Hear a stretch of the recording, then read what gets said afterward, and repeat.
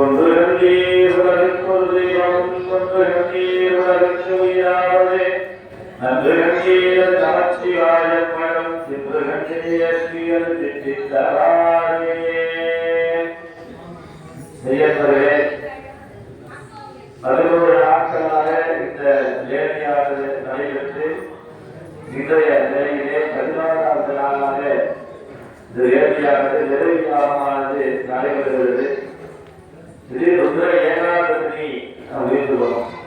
வேதத்தை ருத்ர மகாமந்திரம் அப்படின்றது தடைகளை எல்லாம் விளக்கக்கூடிய மிகப்பெரிய ஒரு சக்தி வாய்ந்த மந்திரம்.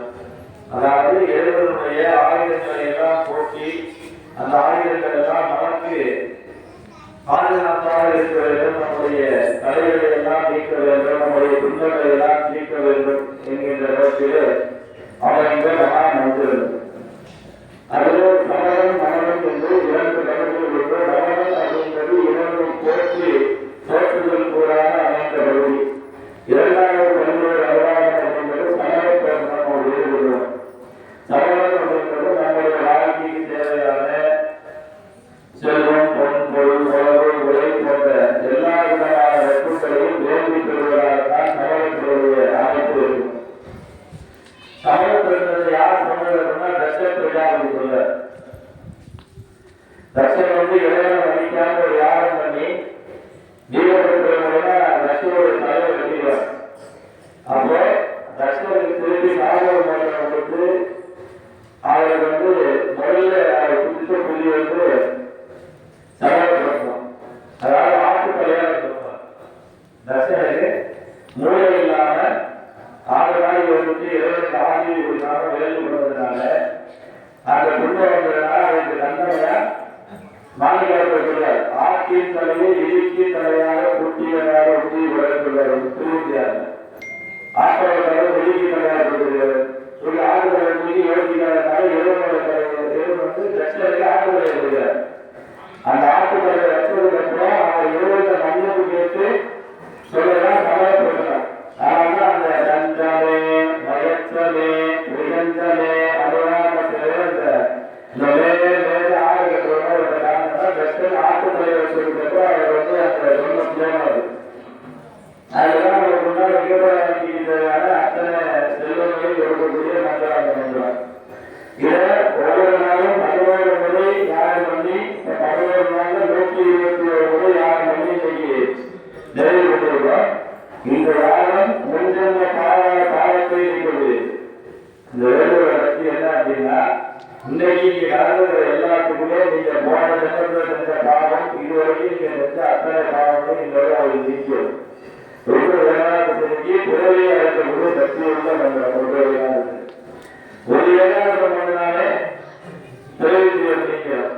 11வது ஏகாந்திரம் பண்ணி இன்னைக்கு அந்த ஹோமம் நிறைவுறுவது ஒரு மிகப்பெரிய விஷயம். 11 நாளும் 11 முறை யாகம் பண்ணி இன்னைக்கு 127 தடவை சொல்லணும் முயற்சி பண்ணி இன்னைக்கு 207 மேல இன்னைக்கு ஜபம் பண்ணி கொடுத்துருக்கோம். இன்னைக்கு பேரில் இருக்கிற எல்லாத்துக்கும் பெரிய கொடுக்கணும். அவங்க எல்லாத்துக்கும் இந்த ஆயுத முடிஞ்சதுக்கு அப்புறம் ஜனங்களுக்கு ஐடியா வரலாம். முடிஞ்சவனே நீங்களும் 2வது மணிக்கு போகலாம். எல்லாரும் கோயிலில் இருக்கிற 1 மணி நேரம் தான் பரவாயில்ல இருந்து இந்த யானை தீவிரத்தை வாங்கிட்டு போக எல்லாரும். ஏன்னா 11 நாள் வச்ச கும்பம் இருந்தீங்கன்னா ஜனங்களுக்கு ஐடியா பண்ணி அந்த தீர்த்தம் அந்த எல்லாத்துக்கும் கொடுப்போம். இந்த 208 குதிரத்தினுடைய சக்தி அந்த தீர்த்தத்தில் இருக்கும். ஒவ்வொரு இடத்துலையும் 208 தீர்த்தோட நம்பர்களுடைய சக்தி இருக்கும். கொண்டு போய் அமைதியா இறைவனை வேண்டி இங்கேயும் குடிச்சிருங்க, வீட்டில் போய் குடிச்சிட்டு தண்ணியை ரசிகள் கூட தெரிஞ்சு விடுங்க. 4 காலம் தெரியுங்க, செவத்துல கூட தெரிஞ்சு விடுங்க. 4 காலத்துல செவத்துல தெரிஞ்சுட்டு இந்த உங்களோட துன்பம் எல்லாம் நீங்க உங்களோட இறைவனால எல்லா வளமும் நலமும் கிடைக்கணும். குறைந்தெல்லாம் படிக்கிறது. இந்த பூர்ணாவதி பொறுத்தவரை இந்த பூர்ணாவதி நீங்க எல்லாமே உங்க கை இந்த பூர்ணாவதி இருக்கிற நினைச்சுக்கீங்க.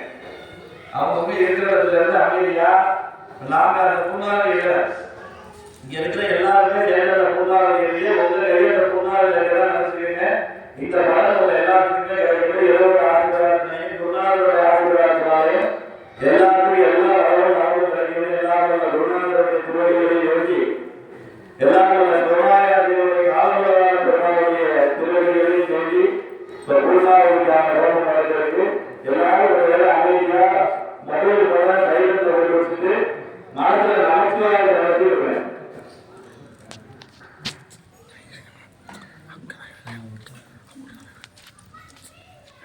கீழே போயிடுவேன்.